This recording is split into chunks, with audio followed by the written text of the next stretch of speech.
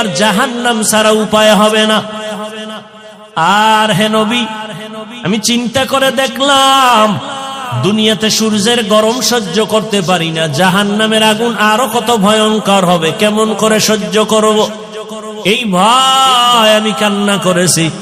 রহমতের নবী কাঁদেন আর বলেন, আবু বকর, ওই হাসরের ময়দানের কথা যখন আমার মনে পড়ে আমিও চোখের পানি ধরে রাখতে পারি না।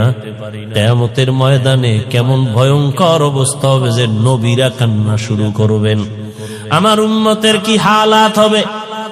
এর এলাকার মুসলমান, হে যুবক ও পর্দার আড়ালের, দুনিয়াতে একটা সূর্যের গরম সহ্য করা যায় না, বেতের বাড়ি সহ্য করা যায় না, মশার কামড় সহ্য করা যায় না।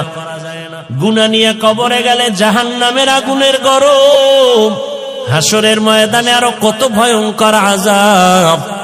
এখনো সময় আছে, তওবা করে নেন। মনে মনে আল্লাহকে বলেন, হে আল্লাহ, দুনিয়ার রং তামাশায় সময় তো কম কাটাইলাম না, মন মতো ঘুরলাম ফিরলাম, আর কয়দিন বাঁচবো জানা নাই। এখন থেকে তওবার নিয়ত করে ফেললাম।